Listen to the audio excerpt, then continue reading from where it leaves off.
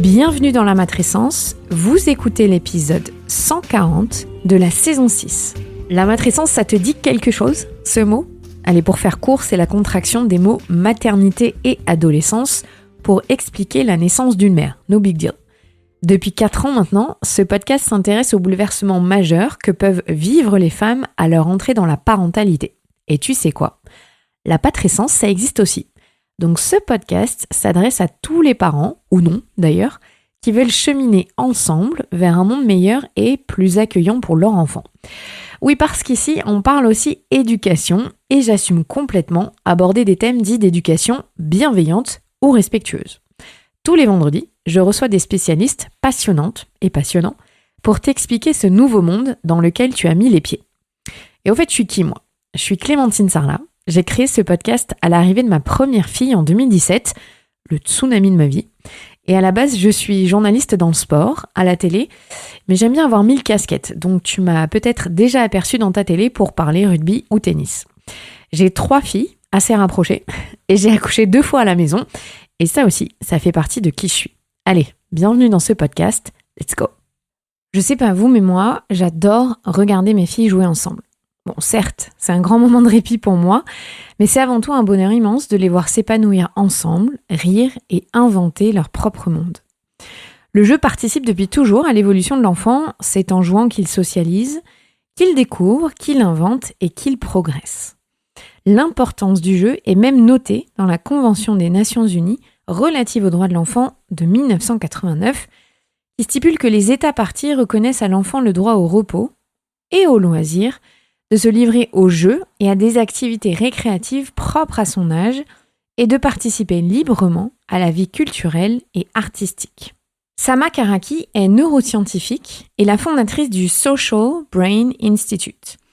Elle est à l'origine d'un rapport fourni et interdisciplinaire sur l'importance du jeu libre. Le jeu libre comme principal vecteur d'apprentissage, mais comment ça se passe concrètement dans leur cerveau, mais aussi dans leurs liens sociaux. Les réponses dans cet échange, l'épisode sincèrement est passionnant et nous encourage à leur rendre leur liberté de jouer.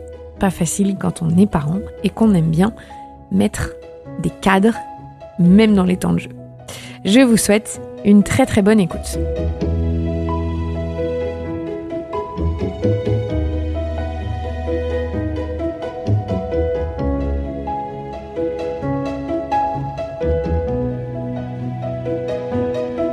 Salut Sama. Salut Clémentine. Merci beaucoup d'avoir dit oui pour mon invitation. C'est Grégory Pouy qui m'avait tout de suite dit qu'il t'a reçu d'ailleurs dans le podcast Volant. Il faut absolument que tu interviewes Sama, elle est trop intéressante sur l'éducation. J'ai dit ah oui. Et je vais tout de suite aller regarder tout ce qu'elle fait. Donc je suis ravie de t'avoir dans le podcast, donc merci beaucoup. Merci à toi. Et à Grégory. Oui, à Grégory, c'est vrai, à Greg. Est-ce que tu peux m'expliquer déjà pourquoi tu as voulu devenir neuroscientifique ? Parce que j'ai regardé ton parcours, à la base, tu as fait des études en sciences de la vie et de la biologie. Et donc, comment tu as basculé après vers la neuroscience ? La neuroscience, c'est une branche de la biologie. C'est l'étude des bases biologiques des comportements et de la cognition en général. Alors, c'est très très large. Ça peut aller de l'étude d'un petit récepteur dans le cerveau jusqu'aux sciences plus cognitives et plus appliquées à des questions qui sont liées à la mémoire, liées à la pensée et même à la conscience, qui est le sujet le plus controversé. Mais il y a des personnes des neuroscientifiques qui vont aussi s'intéresser à des questions qui sont plus élaborées. Moi, je viens plus de la biologie, donc j'étudiais vraiment des bases moléculaires presque dans le cerveau. Donc c'est très précis, c'est très petit comme perspective, et donc c'est ça qui fait que pour qu'on puisse parler d'éducation, il faut sortir de la perspective de neurosciences et s'ouvrir aux autres disciplines. Sinon, on serait en train d'étudier des cellules dans un laboratoire, et puis après de donner des leçons à des parents et des éducateurs, ce qui est complètement absurde. T'as formé ensuite le Social Brain Institute. C'est quoi exactement ? C'est quand on réalise le besoin de croiser les disciplines quand on traite d'enjeux. que ça soit lié à l'éducation, que ce soit lié au changement des normes ou des comportements. En fait, ma propre perspective n'était pas suffisante. Donc, je faisais des missions auprès des organisations internationales parce qu'il y avait une demande de la perspective des neurosciences. C'était un peu la mode il y a 10 ans. Et en fait, très vite, je me rendais compte que je cherchais des ressources en dehors de ma discipline. Et c'est là où je me suis dit pourquoi j'interroge pas en fait des personnes qui sont à la fois sur le terrain, aussi des personnes qui sont chercheurs en éducation, chercheuses en éducation, des sociologues. Et en fait, voilà, le but de Social Brain Institute, c'était de créer une sorte de collectif d'experts et de personnes sur le terrain qui ramènent de points de vue différents sur une problématique. Et en fait, voilà, dans cette recherche de multidisciplinarité, pour qu'on regarde des problèmes complexes. Et je pense qu'il y a encore très peu d'initiatives comme ça, en tout cas en France. C'est quelque chose qui existe beaucoup plus dans le monde anglo-saxon, d'avoir des disciplines qui sont au croisement de plusieurs disciplines, à la fois biologiques. Par exemple, c'est très courant de voir des personnes qui vont étudier philosophie et maths en Allemagne. Et en France, on reste très cloisonné un peu avec cet héritage cartésien de sciences dures ou de sciences humaines.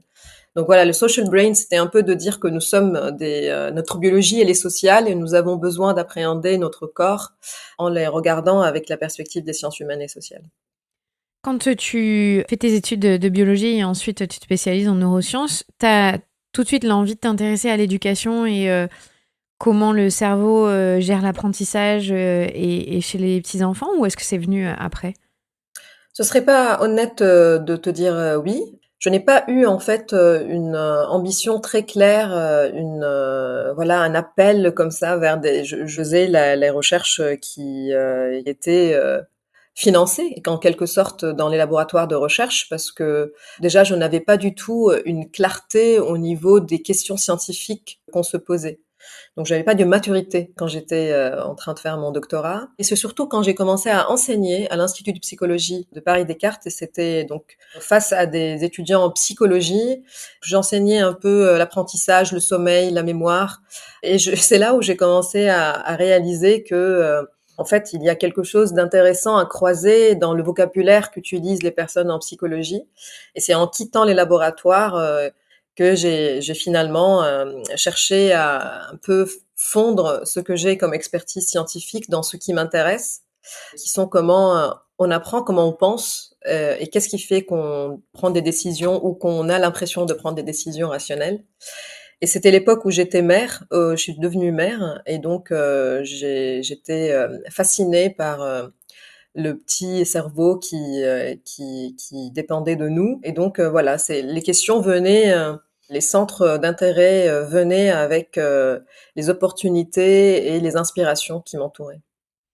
Donc, devenir mère, ça a changé ta façon d'être neuroscientifique.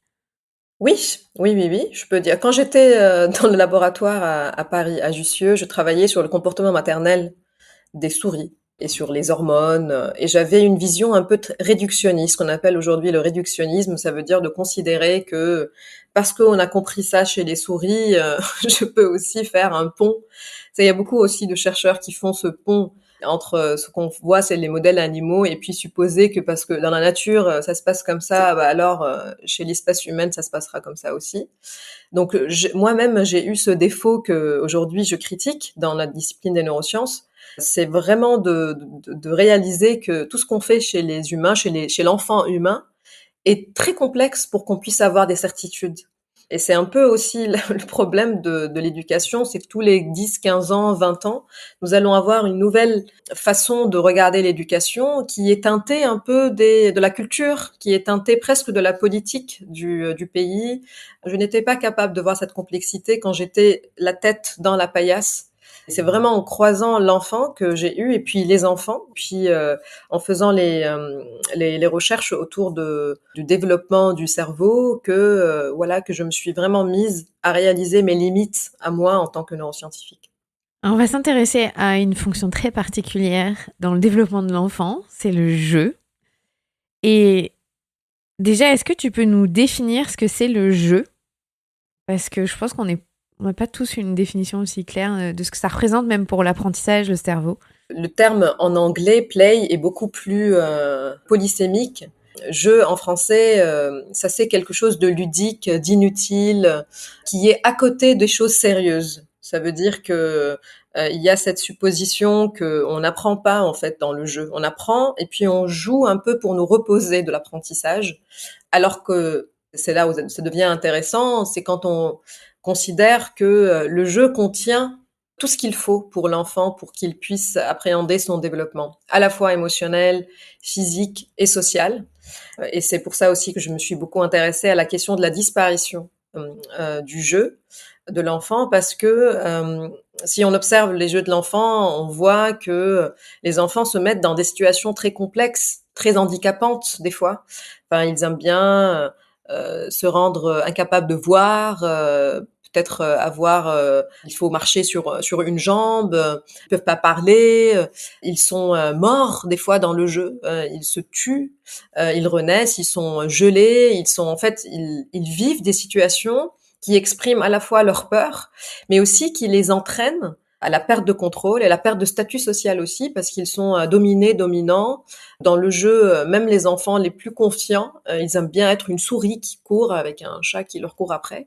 Donc en fait, cette flexibilité qui peut se produire dans le monde du jeu, c'est l'école de la vie en quelque sorte, parce que comme les autres espèces, ils apprennent à ce que ça va être l'adversité du monde, et ils négocient ces incertitudes. Ils se mettent ensemble, je ne sais pas, à partir de 4 ans, si vous observez des enfants, vous allez voir que quand ils se rencontrent, ils se connaissent pas aussi, ils créent des règles absurdes et ils se mettent à les respecter très très vite. Ils acceptent quand ils ne respectent pas les règles qu'ils sortent du jeu. Et donc en fait, finalement, il y a tout le monde qui existe pour qu'ils apprennent à négocier leurs différences et à négocier et en fait, ils font société. Et c'est là aussi l'intérêt anthropologique de regarder comment, en tant qu'espèce humaine, nous avons tout le temps joué. Il y a même des découvertes d'objets de jeux qui existent depuis des milliers d'années et qui accompagnaient la culture de l'époque.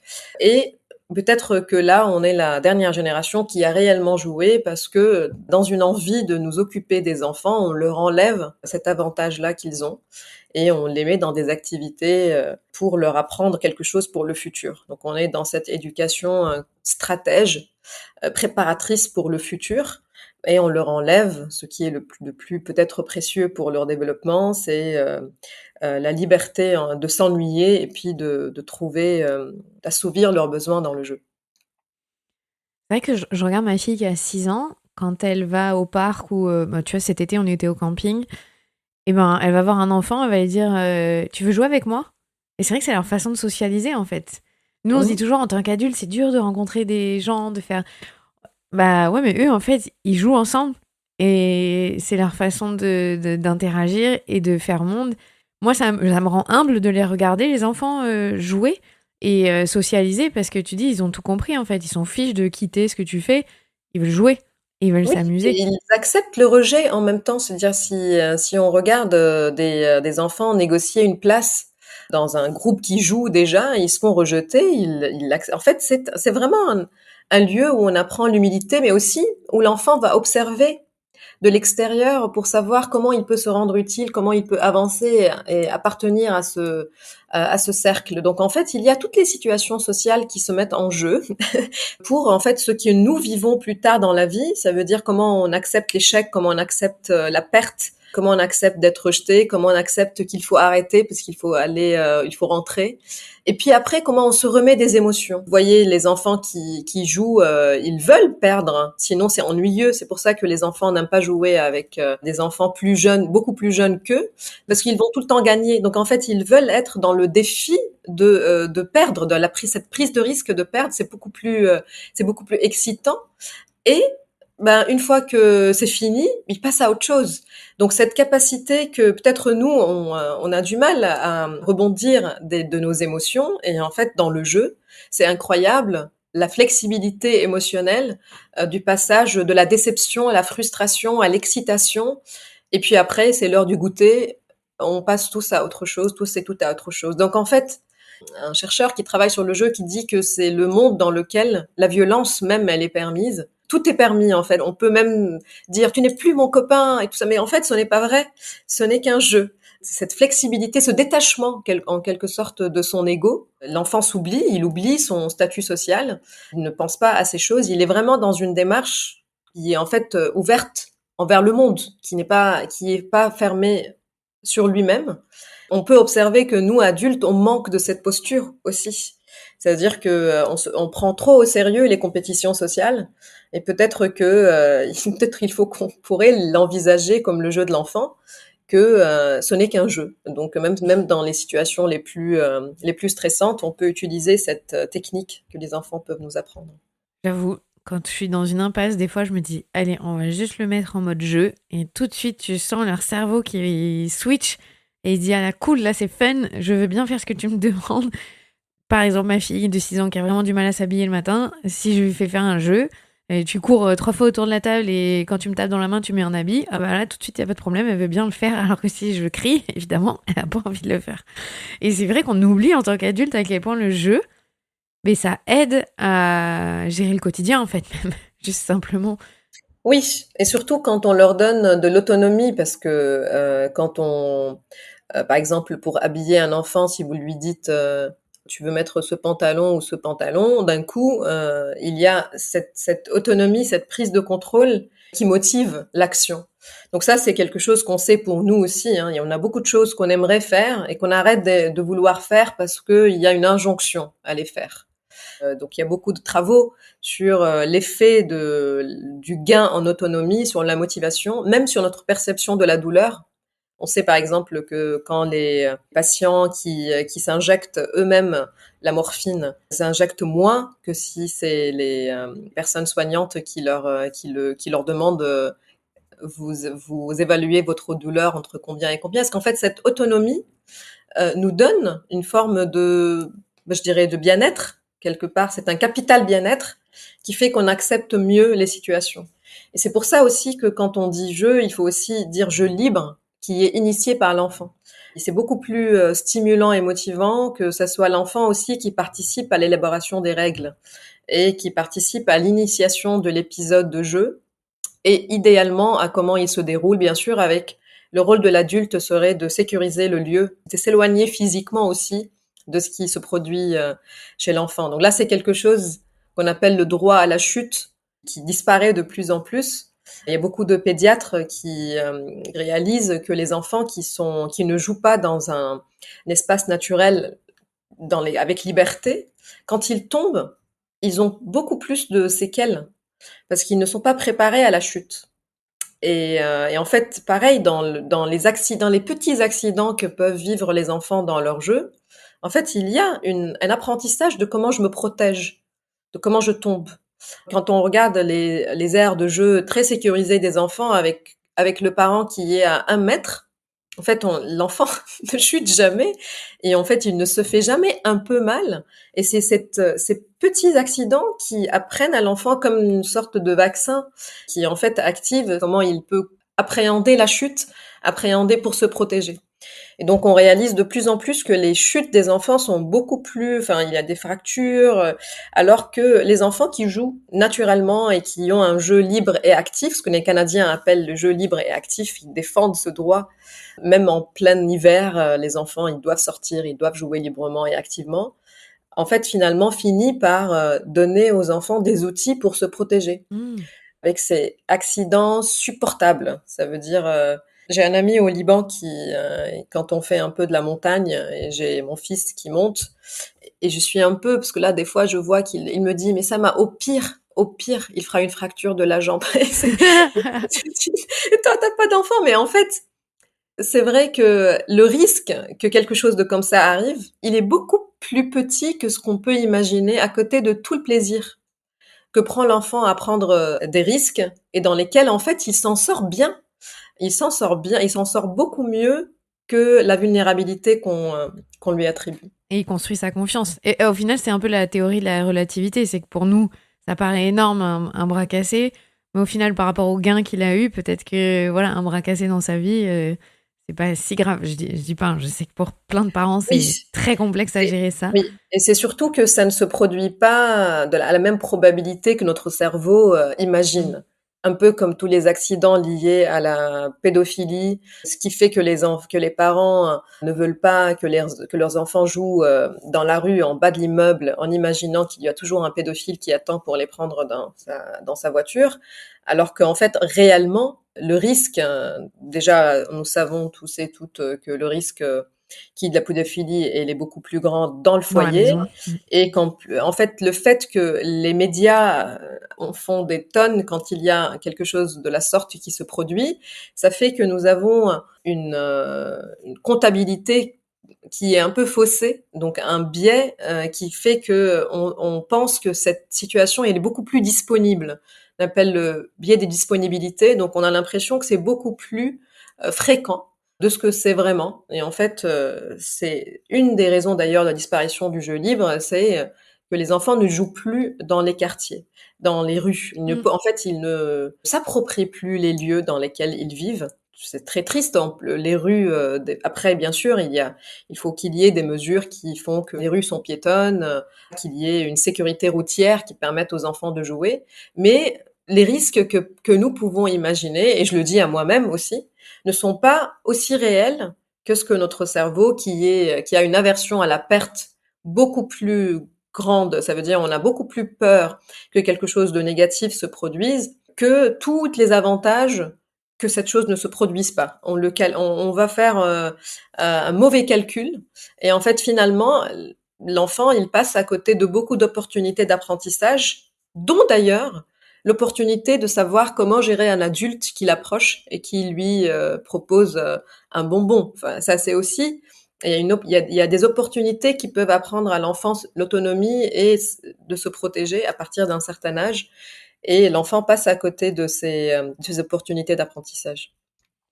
Alors, tu as parlé en tout début là de cette conversation du jeu, mais le jeu libre. Est-ce que tu peux nous expliquer vraiment clairement donc, sur quelle définition et pourquoi aussi tu recommandes le jeu libre le plus possible dans la nature? Alors, le jeu libre, pour définition, c'est un épisode de jeu qui est initié par l'enfant, dans lequel il n'y a pas d'objet qui porte déjà les questions et les réponses, genre une voiture, j'appuie dessus, elle roule. Donc en fait, idéalement, ça commence par n'avoir absolument rien dans l'espace, et puis l'enfant, il trouve un bâton, il trouve un tissu, il trouve un carton dans lequel il va imaginer la possibilité de jeu. Donc c'est un peu comme, je sais pas, comme peut-être nous avons fait enfant, nous, notre génération. On s'ennuyait, les adultes n'étaient pas nécessairement très penchés sur l'enfance comme nous le sommes aujourd'hui. Et donc, en fait, ce qui nous permet d'initier un jeu qui, en fait, peut-être part juste après un épisode d'ennui. Il y a les règles qui sont aussi imaginées par l'enfant, négociées et ça peut être social comme ça peut être solitaire. Et puis l'enfant aussi fatigue, donc au bout de alors quand ces épisodes fonctionnent bien, ça peut durer 2 3 heures. Et après, l'enfant, il se fatigue et il termine son épisode. Donc, l'adulte, il est présent pour surveiller l'espace, mais il n'est pas présent physiquement à côté de l'enfant. Il ne fait pas nécessairement partie de l'épisode. Et il n'applique pas ces règles d'adulte pour la résolution des conflits, à moins qu'il y ait quelqu'un qui arrive avec un bâton pour, pour taper à la tête. Mais il laisse aussi l'espace aux enfants de négocier leurs conflits et de négocier les règles. Je le défends avec beaucoup de chercheurs de différentes disciplines, parce que l'enfant, il gagne dans ce jeu libre ce qu'on appelle l'intersubjectivité. Ça veut dire qu'il va comprendre son propre développement à travers les autres, à travers ce qui l'entoure. Et donc, c'est la meilleure, enfin, c'est la version, le luxe de l'empathie. Ça veut dire, c'est pas juste que je te comprends, mais aussi je te permets de m'aider à me comprendre. Je te permets de me mettre en situation qui fait, donc je m'ouvre à toi. Je fais confiance. Et donc, en fait, dans ces épisodes, déjà parce que ces épisodes durent, hein, c'est pas 25 minutes d'activité de gymnastique artistique. C'est vraiment c'est des épisodes durs dans lesquels l'enfant va s'énerver, va se mettre des fois en excitation. Il va permettre à l'autre de l'aider de se réguler, de l'aider en fait à mûrir émotionnellement. Et c'est parce que il va voir par exemple que s'il est égoïste, ça marche pas. Les autres, ça leur va pas. Et donc, en fait, il va ajuster cela. Et c'est pas parce que l'adulte lui dit qu'il faut que tu partages. C'est parce qu'il va réaliser dans l'épisode de jeu que c'est beaucoup plus sympa quand on joue ensemble, en fait, et quand on fait société. Donc, il apprend le monde d'une façon qui est spontanée, qui n'est pas l'adulte qui lui fait la morale sur son geste, en fait. Il crée l'opportunité et il expérimente qu'est-ce que ça fait. Et si je veux garder ça pour moi? En fait, il va voir la conséquence de ce geste et il va s'adapter. Et donc, bien sûr, il y a aussi la défense que ce jeu se passe dans la nature, parce que la nature, c'est le lieu le plus incertain. Un terrain de jeu, l'enfant, au bout d'une semaine, il sait que voilà, ça se passe comme ça, tout est plat, voilà, il n'y a rien, il n'y a pas d'ambiguïté, il n'y a pas d'incertitude. Alors que dans la nature, tous les jours, la feuille n'est pas à sa place, la pierre n'est pas à sa place. Quand il marche, il est obligé d'avoir une forme d'éveil, d'anxiété. Il est alerte, mais il est aussi relaxé. Et en fait, dans laquelle il faut qu'il voit où est-ce qu'il met le pied. Et ça lui apprend énormément de compétences. Et en fait, cette incertitude lui apprend à la gérer. On a aussi évoqué ces sujets avec des personnes qui travaillent sur les droits de l'enfant, avec des médecins. Et en fait, la question du zéro risque était évoquée. C'est-à-dire que même les architectes qui conçoivent les aires de jeu, ils sont aussi dans l'obligation de créer des aires de jeu où il se produirait pas d'accident. Donc, ce qui fait que la nature, elle n'est pas aussi protégée et en fait, elle permet à l'enfant beaucoup plus de prise de risque, beaucoup plus d'exploration de ses propres limites. Et après aussi, il y a une autre raison pour laquelle il faut défendre le jeu dans la nature, c'est que ça permet de créer un lien affectif avec la faune, avec la flore. Peut-être que c'est ce lien aussi qui serait le plus protecteur de cette relation que l'enfant a avec les éléments naturels et qui, on peut espérer qu'adulte, on protège ce que nous aimons. Si on a un lien affectif, en fait, on serait nos positions beaucoup plus aisées pour protéger ce patrimoine naturel. Au final aussi, on vit, tu le disais, les architectes, on vit dans une société où on n'aime pas le risque. Et dans le jeu libre, la problématique, c'est nous les parents, nous les adultes, qui intervenons beaucoup trop. Parce qu'on peut être des parents qui laissons jouer nos enfants, on les emmène au parc tous les jours, on leur fait faire des jeux de société, mais au final, on leur laisse pas l'espace pour être eux, pour tester. On intervient très vite en tant que parents quand il y a des conflits entre les enfants. Et comme tu le dis, les générations de nos parents étaient peut-être un peu moins portées sur ça, nous laissaient beaucoup plus cette liberté. J'ai le souvenir de jouer en permanence dans la rue chez moi, d'aller dans le petit bois à côté de chez moi, de prendre mon vélo, d'aller à l'école à pied tout simplement. C'est un vrai sujet aujourd'hui avec ma fille. Moi, je veux la laisser aller à l'école à pied. Et c'est compliqué pour son papa et pour notre entourage même, alors qu'il n'y a aucune rue à traverser. Enfin, clairement, on est dans le truc idéal. Mais on prête des intentions de danger au monde enfantin qui finalement perturbe et compromet leur développement. Alors, il y a plusieurs raisons pour lesquelles on fait ce qu'on fait en tant que parent. Il y a aussi la raison normative, ça veut dire la peur d'être jugé par les autres parents. Ah, c'est vrai. Et donc, les normes sociales ont changé. Il y a beaucoup de pression aussi sur les parents pour qu'on fasse tout ce qui est exemplaire, tout le mieux pour nos enfants. Donc, l'intention, elle part de là. Il y a bien sûr l'intention qui est celle qu'on veut le meilleur pour nos enfants. Mais il y a aussi, des fois, une forme de hiérarchie sociale qui se traduit dans nos éducations dans nos stratégies parentales, dans nos stratégies éducatives. Et en fait, c'est un peu comme on montre un objet que nous possédons. On va dire, ah oui, moi je fais ci, moi je fais ça, oui, il mange pas ça, et tout ça. En fait, ça devient une forme de marqueur social, d'avoir des comportements types qui vont en fait démontrer aux autres où est-ce qu'on est placé dans l'hiérarchie sociale. Je considère aussi que ce n'est pas quelque chose pour lequel on peut en vouloir aux parents, parce que notre besoin d'appartenance aussi peut être à la base. Si votre enfant, il est dans une école alternative, où il y a que des parents qui ont l'air d'être à la pointe, des trends éducatifs, bah, vous allez finir par, sentir que vous faites pas assez, que vous faites pas aussi bien les choses. Et donc cette pression qui d'ailleurs beaucoup plus présente sur les mères que sur les pères pour qu'elles nourrissent au mieux leurs enfants et que l'enfant ait toutes les opportunités d'épanouissement physique, artistique, culturel. Donc c'est quelque chose qui finit par envahir le monde de l'enfance. Donc si en fait ça finit par enlever l'hédonisme qui existe dans l'enfance, qui est basé sur le fait que tout ne doit pas être nécessairement utile et tout ne doit pas être nécessairement voué à permettre un meilleur épanouissement pour l'enfant. Il y a beaucoup de moments dans l'enfance qui sont juste agréables, qui ne servent à rien, qui ne sont pas nécessairement voués à quelque chose préparateur pour le futur. Là où l'enfant sera un adulte qui parle des langues et qui fait des sports divers, qui est extraordinaire. Donc ça, c'est la préparation que nous, parents, pensons qu'on doit donner à nos enfants pour qu'ils gagnent eux-mêmes dans une compétition sociale. Parce que nous-mêmes, on est anxieux par rapport à la compétition sociale et on leur projette nos propres anxiétés. Alors, la mauvaise nouvelle, c'est que ça crée des enfants anxieux au niveau où ils ne veulent plus apprendre, au niveau où ils sont déjà épuisés à 11 ans, parce qu'ils ont passé toute leur enfance à bosser, à faire des apprentissages qui sont très élaborés pour leur développement. Et donc, il faut qu'il y ait un retour au respect de l'enfance comme un monde à part.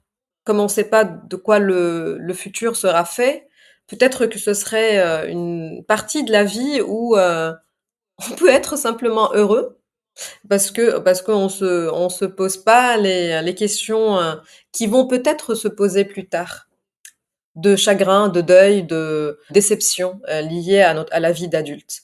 Et donc peut-être qu'on réussit notre rôle en tant que parents si on arrive à préserver cet hédonisme, que l'enfance ne soit pas utile, juste utile pour quelque chose, que l'enfant puisse exister sans qu'il soit un projet de quelque chose. Donc il y a bien sûr cette pression sociétale sur nous, les parents. Il y a notre propre projection sur ce qui se doit faire et c'est très difficile parce qu'il y a des injonctions très contradictoires. Mm. Aujourd'hui, par exemple, il y a un retour en France de cette idée de la punition. On entend plein de débats, mais quand même, c'est des experts. J'ai vu une étude. On croit, qui est-ce qu'on va croire? L'éducation, elle est très teintée du conservatisme d'une société.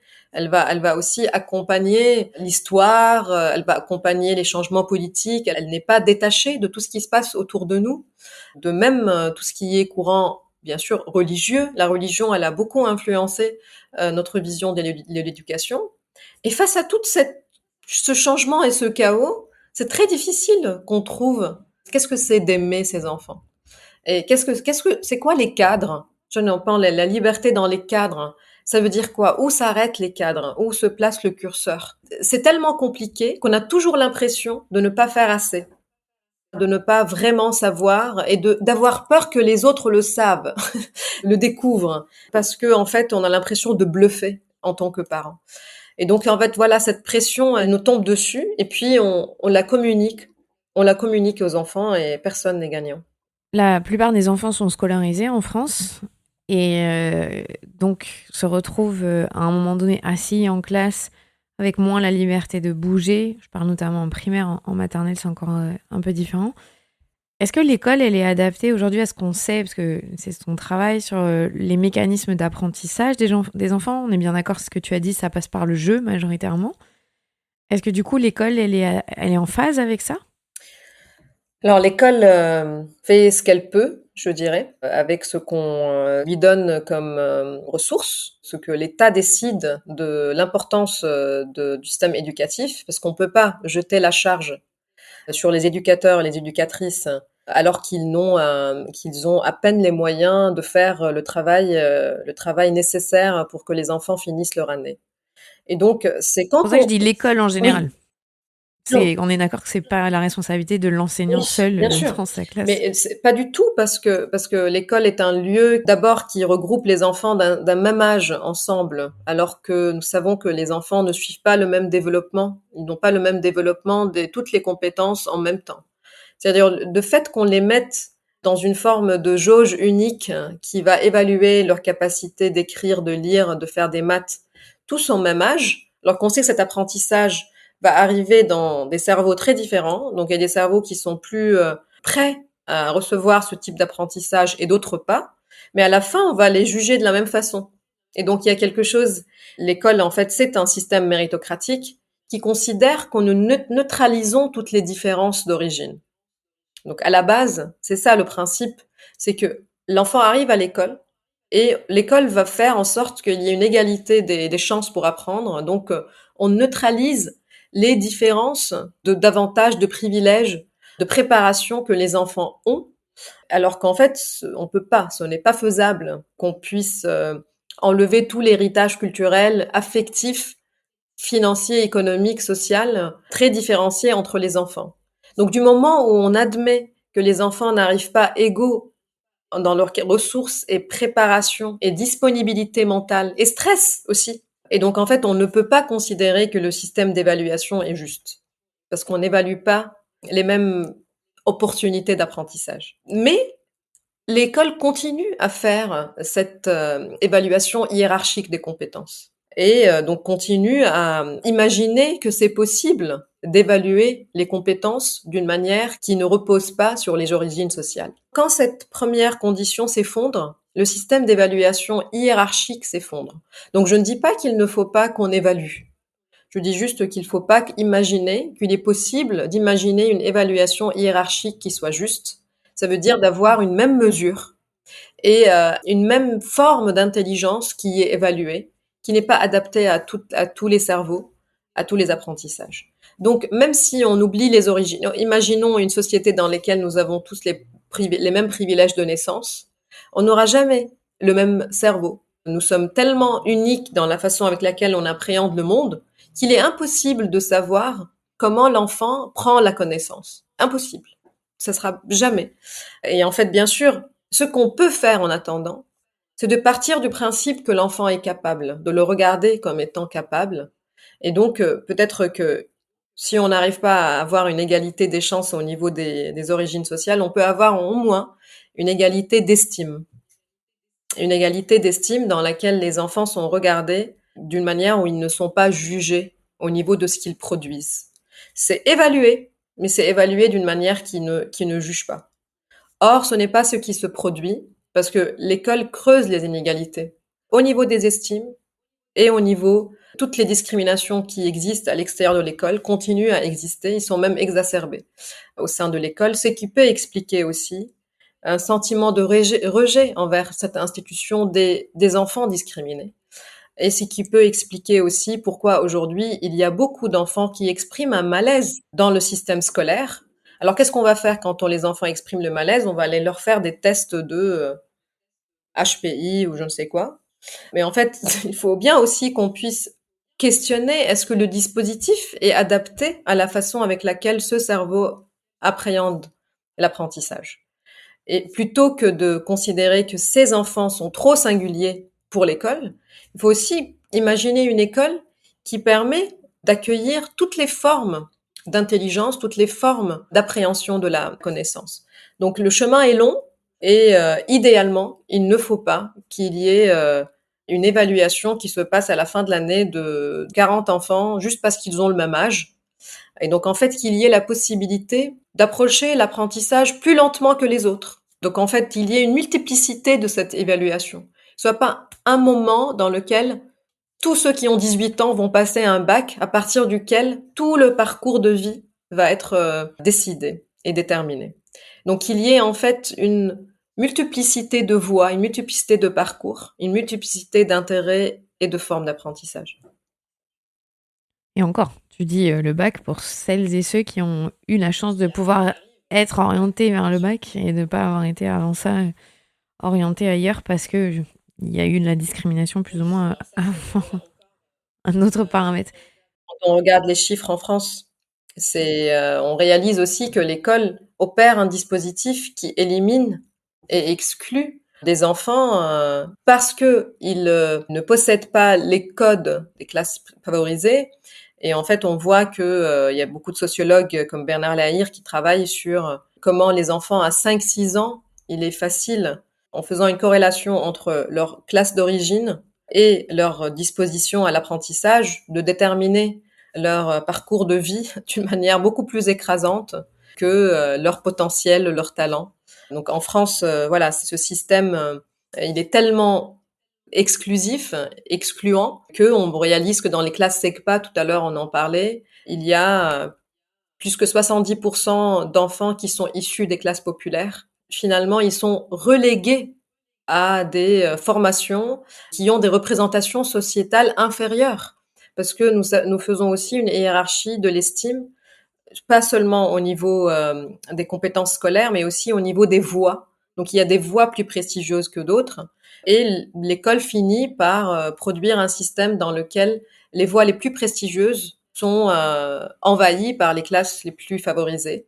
Et les classes défavorisées sont reléguées dans les voies que le système considère comme étant moins prestigieuses et donc moins rétribuées par la société, au niveau des salaires plus tard et aussi au niveau de l'estime sociale. Est-ce que tu peux nous expliquer du coup comment l'environnement dans lequel on grandit, on évolue, il a un impact sur l'apprentissage? Parce que il y a beaucoup de gens sûrement qui s'imaginent que, de manière erronée, on a tous le même cerveau et on apprend tous de la même manière, ce que tu viens de dire qui était faux, mais à quel point notre environnement... Donc, est-ce que nos parents parlent ou non la langue dans laquelle on évolue? Est-ce que nos parents sont stressés ou non par l'argent, leur travail? Est-ce qu'on a les besoins basiques qui sont assouvis? Parce qu'on le sait aussi qu'il y a beaucoup d'enfants qui arrivent à l'école qui ne mangent pas à leur faim, qui dorment dans des conditions précaires. À quel point ça pèse sur l'apprentissage? Tout influence l'apprentissage. Tout élément environnemental influence l'apprentissage. Du bruit, de la lumière, de la nourriture qui est ingérée. Donc ça, c'est les éléments plutôt sensoriels qui nous entourent. Mais aussi du soutien, de l'amour que nous recevons ou pas, du regard que les autres portent sur nous. Alors, il y a beaucoup d'études qui vont dire c'est le nombre de livres présents dans le foyer qui peut être corrélé à la capacité d'apprentissage de l'enfant et finalement à son QI. Mais en fait, les livres présents dans le foyer représentent quelque chose, représentent l'appartenance à une certaine classe sociale. C'est tout l'avantage économique, déjà, qui permet d'avoir une disponibilité des parents pour s'occuper, pour regarder les centres d'intérêt de l'enfant et puis les faire fructifier en quelque chose. Et donc, quand on a une charge mentale qui est liée à une précarité économique, j'aime bien l'auteur Édouard Louis, dans un échange avec Ken Loach, il dit: est-ce que les classes populaires ne peuvent pas aussi subir cette incapacité à l'amour? Je ne sais pas si je le dis comme il le dit, mais ça veut dire que quand on a une charge mentale, quand on est humilié, est-ce qu'on est capable d'amour de la même façon que si on est bien? Est-ce que même ce regard, cette attention, ce soin, il n'est pas aussi conditionné par la fatigue des métiers, par l'usure de nos corps, par le traitement avec lequel nous sommes reçus dans la société? Et donc finalement, l'enfant, il est affecté par d'abord le capital économique, parce que ce capital qui va permettre d'avoir une disponibilité ou non aux parents pour qu'ils montrent leur amour, pour qu'ils puissent l'exprimer, pour qu'ils puissent l'exprimer en action et en geste.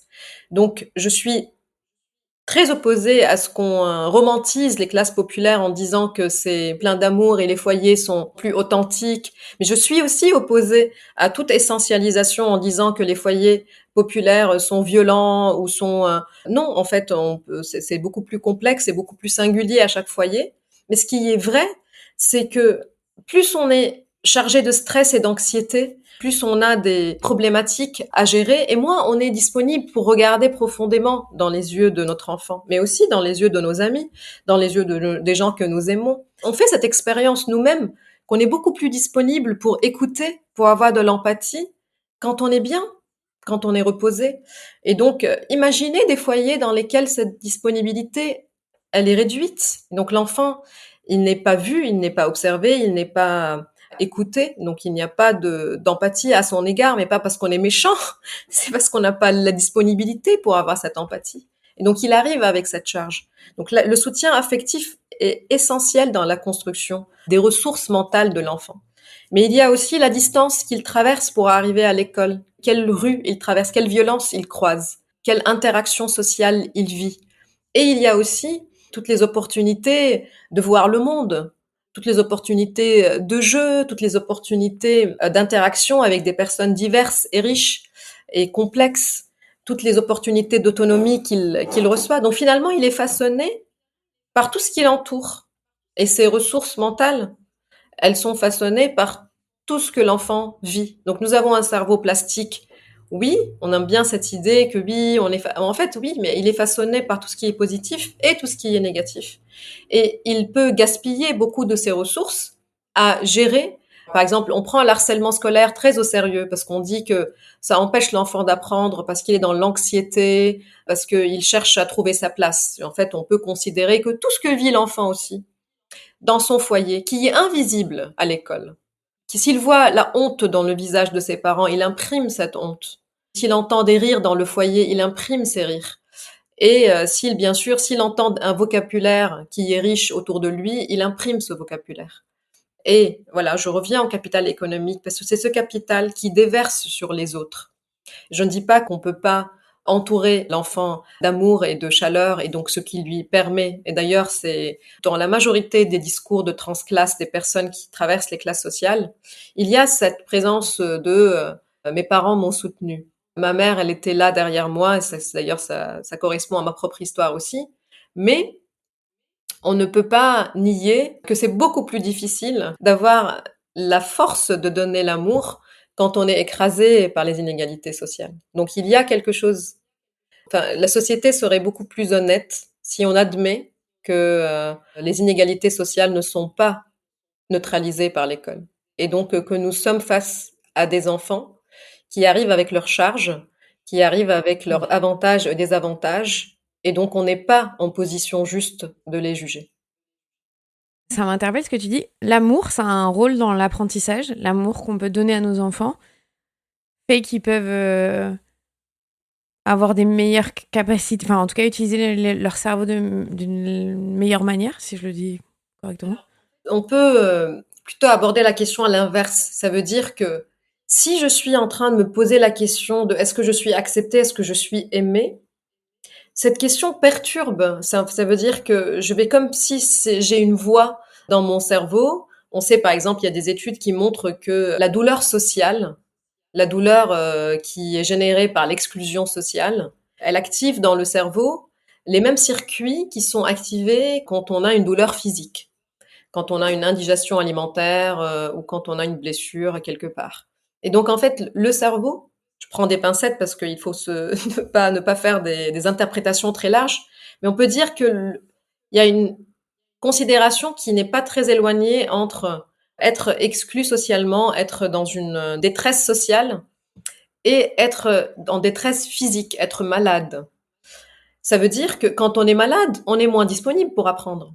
On est préoccupé par la résolution de cette douleur. On est préoccupé par vouloir la soigner. Alors, ce n'est pas nécessairement que les parents, et d'ailleurs, je m'éloigne de toute approche psychanalystique qui force un peu l'étendue de l'influence parentale sur le développement.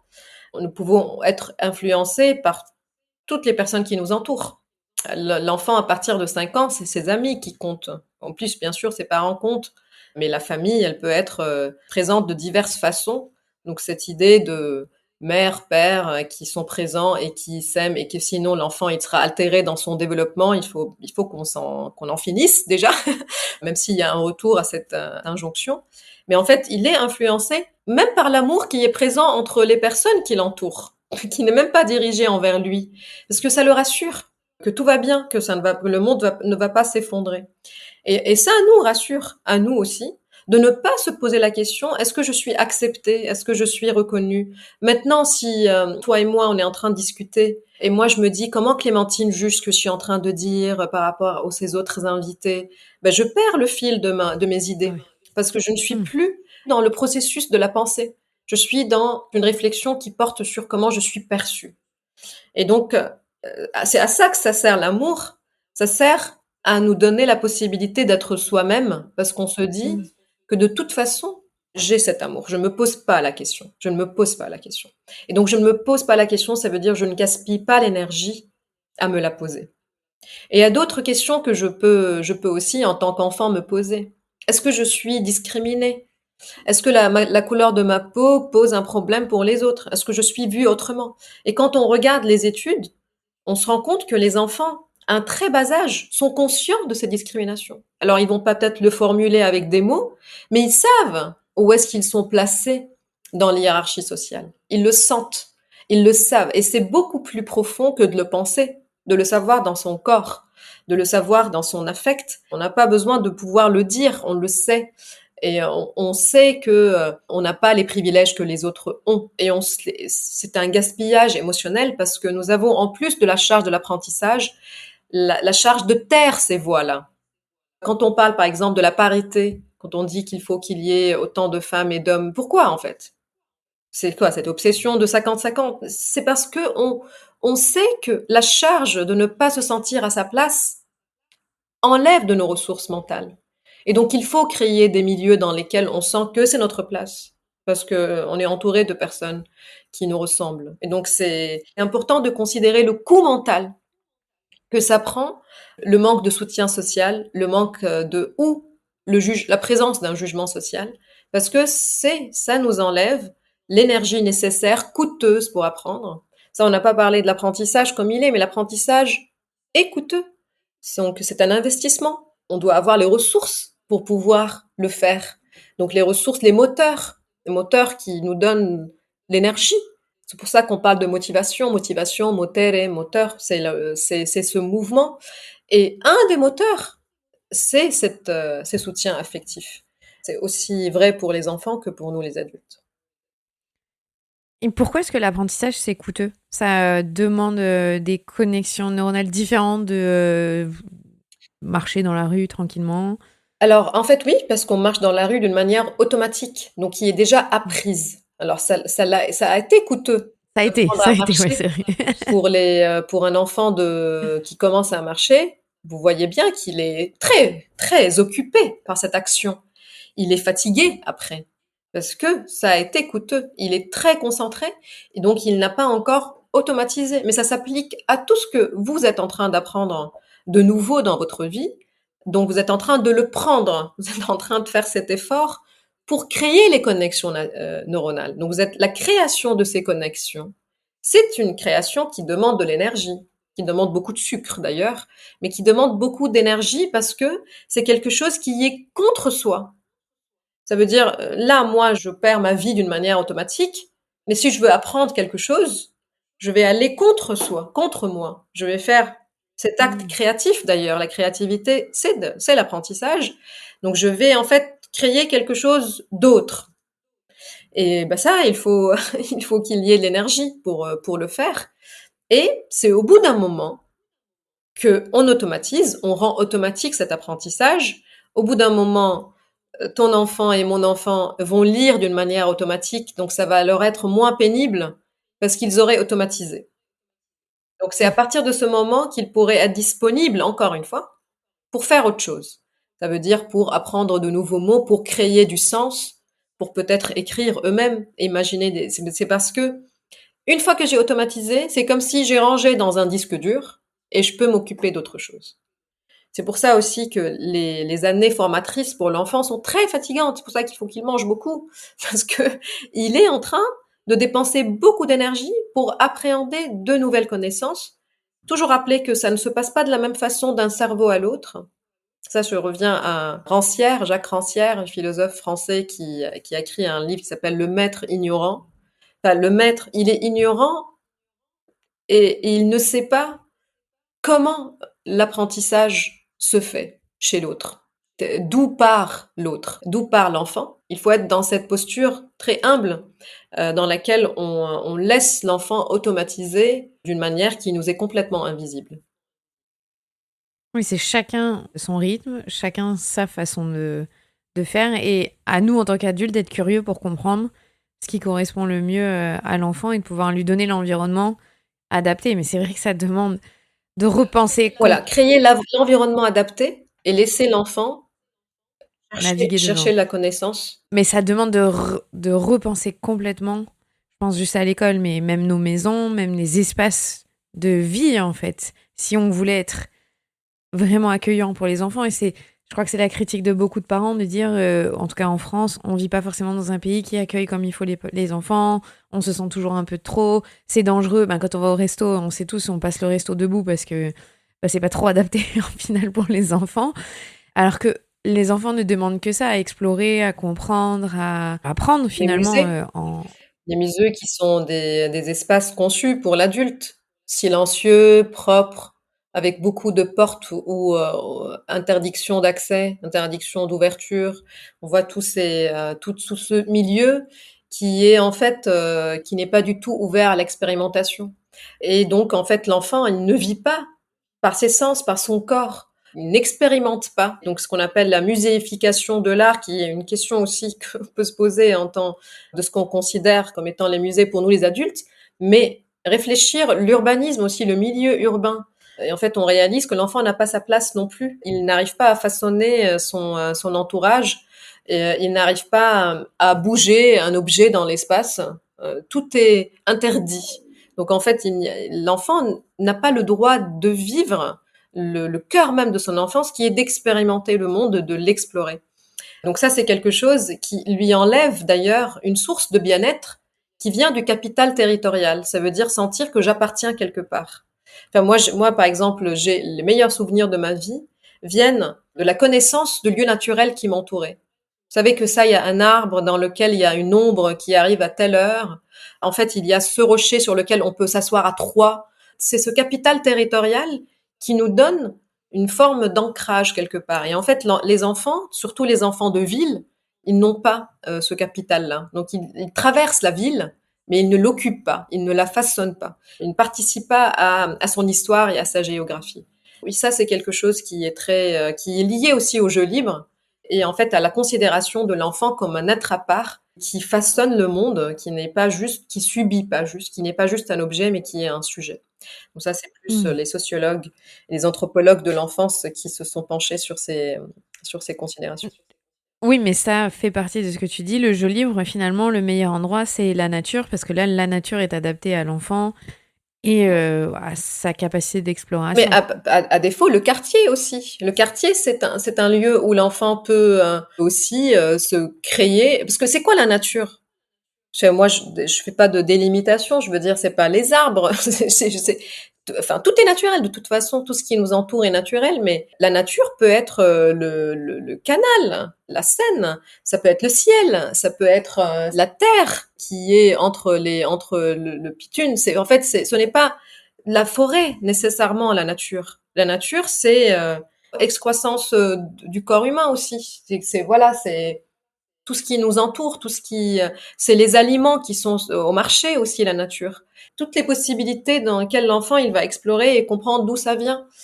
Et on n'a pas tous et l'avantage d'être proche de la forêt ou avoir la possibilité de la visiter les week-ends, mais il faut aussi presque militer pour que ces possibilités soient existantes, même au sein des villes. C'est vrai. Tu l'as dit plusieurs fois là dans l'épisode et je l'ai lu sur le site sur le jeu libre. Tu dis que on prépare trop les enfants au monde adulte et que ça devient problématique. Est-ce que tu peux nous expliquer ce concept-là? Alors, en fait, ça, c'est des sociologues aussi, comme Anne Larot, qui s'intéressent aux stratégies parentales. Clément Rivière aussi, un chercheur français qui a publié les enfants dans la ville, leurs enfants dans la ville, et qui, en fait, cite aussi beaucoup de recherches sur les stratégies éducatives parentales. Et en fait, on peut les séparer en des stratégies qui sont protectrices, des stratégies qui sont préparatrices et des stratégies qui sont stratèges, c'est-à-dire des pratiques stratèges. Donc en fait, les pratiques parentales protectrices, ça va être de protéger, surprotéger l'enfant, de sorte à ce que voilà, il n'y a pas d'accident. Ça c'est un peu plus peut-être les manières très conservatrices de l'éducation. Après, il y a les pratiques éducatives préparatrices dans lequel on va mettre l'enfant dans des activités, un peu un agenda de ministre, dans lequel il va faire plein d'activités, dans lequel l'enfant, il est projet de quelqu'un qui va réussir plus tard dans la société, qui va faire des prépas et qui va parler des langues et qui, en fait, cette préparation, même dans les jeux entre les parents et les enfants, il faut qu'il y ait quelque chose qui sert à lui apprendre quelque chose. Donc tout est voué à préparer l'enfant comme s'il y a une compétition qui va se faire, qui est d'ailleurs existe, c'est la compétition sociale pour le mérite social. Et puis les pratiques stratèges ou l'encadrement stratège, c'est quand il y a un équilibre entre la préparation à l'âge adulte et puis l'hédonisme de l'enfance. C'est les pratiques sur lesquelles il faut qu'on tende le plus, c'est-à-dire qu'il n'y ait pas une obsession, que tout soit au service d'une préparation à la réussite scolaire, à la réussite sociale, qu'il y ait vraiment un respect de cette époque de la vie qui, avec l'incertitude du monde, de toute façon, il faut au moins se dire qu'on a réussi l'enfance de notre enfant et qu'en fait, voilà, il a une enfance heureuse et puis on verra par la suite que tout ne soit pas donc préparateur et perturbé par nos propres préoccupations à nous. Il est possible que le monde changera et que j'espère que les récits ne seront plus les mêmes. Ça veut dire que la compétition sociale ne serait pas la seule façon de se réaliser dans la vie. Hmm. On va terminer l'entretien. Est-ce que tu pourrais, pour les quelques dernières minutes qui restent, dans cette rubrique, expliquer aux parents qui veulent faire du jeu libre à leurs enfants par quoi ils peuvent commencer et un exemple de ce qu'on pourrait faire avec nos enfants? Alors, d'abord, il faut vraiment résister à ne pas proposer quelque chose à l'enfant quand il montre son ennui, parce que l'ennui, il est vraiment le précurseur des épisodes de jeu. Ça va être dur au début, surtout si les enfants ne sont pas habitués à l'ennui, donc ils vont être surpris qu'on leur donne pas quelque chose pour les amuser. Donc il faut vraiment résister et dire voilà, enfin voilà, c'est on s'ennuie, il n'y a rien à faire et tu trouveras pas lui donner des idées, mais lui dire que bah il n'y aura pas d'écran, il n'y aura pas de jeu, il n'y aura pas de sortie. Enfin voilà, on est là et laisser l'enfant, donner à l'enfant le temps de commencer à expérimenter. Bien sûr que voilà, c'est pas, on va pas lui laisser expérimenter avec un briquet, mais laisser à l'enfant une certaine qu'il puisse errer quelque part et en fait prévoir un temps de plusieurs heures parce que l'épisode de jeu peut durer. Et en fait, ne pas être très vite surpris par l'ambiguïté, c'est-à-dire que les enfants peuvent, par exemple, prendre des tissus et vouloir tapisser les couloirs. C'est-à-dire, en fait, naturellement, les parents disent, tu fais quoi? Pourquoi range tout ça? Et en fait, être tolérant à l'ambiguïté du jeu de l'enfant, parce que ça va faire les meilleurs souvenirs de la vie, et ça peut nous paraître des fois, oui, tu es en train de salir des vêtements parce qu'ils sont en train de faire des maillages avec des vêtements, mais ce n'est pas si grave, parce que à côté du risque de devoir re-ranger les vêtements, il y a eu quelque chose de très intéressant qui s'est produit. Donc en fait, je dirais tolérer l'ennui de l'enfant et tolérer l'ambiguïté de ses propositions. On les entend, les enfants, tous les jours dire «Eh, j'ai une idée!» Et en fait, c'est complètement farfelu. Mais il faut qu'on sorte de notre perspective d'adulte qui trouve cela absurde et se dire que ça aura ça a du sens pour lui. Donc s'ils veulent faire des potions magiques et qu'ils vous demandent des épices et qu'ils vous demandent des colorants et qu'ils vont mettre du dentifrice dedans, si pour nous c'est ambigu, pour eux c'est extraordinaire et ça va leur apprendre des choses et puis ça va puer et puis ça va peut-être salir le lavabo. Donc il y a aussi cette tolérance au risque, mais il y a un avantage développemental, il y a un avantage de la créativité de l'enfant et en plus, ils seront occupés pendant un bon moment.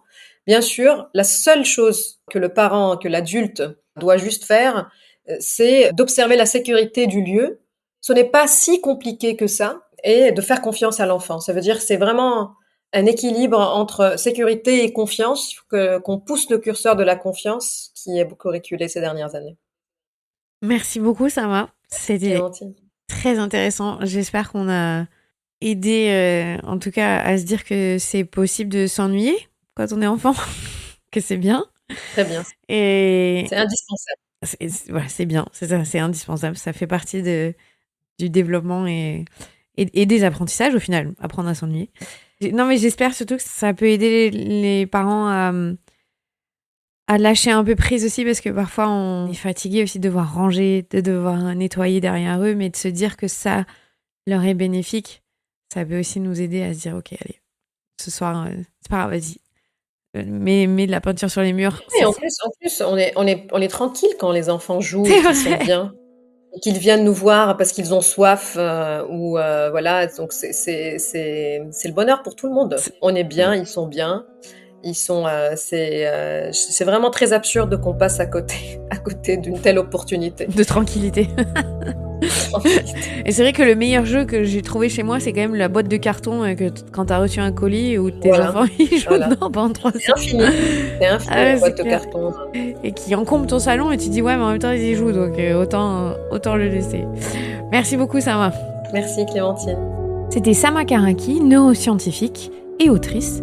Je suis Clémentine Sarlat, votre hôte. Si vous avez aimé cet épisode, n'hésitez pas à le partager autour de vous, à faire voyager les savoirs qui vous sont proposés dans le podcast La Matrescence.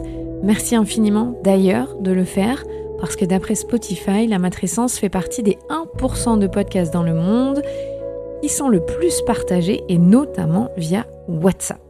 Je vous en suis vraiment reconnaissante. Je vous souhaite une très belle fin de journée, de semaine, de matinée, peu importe, mais surtout, prenez soin de vous et à la semaine prochaine.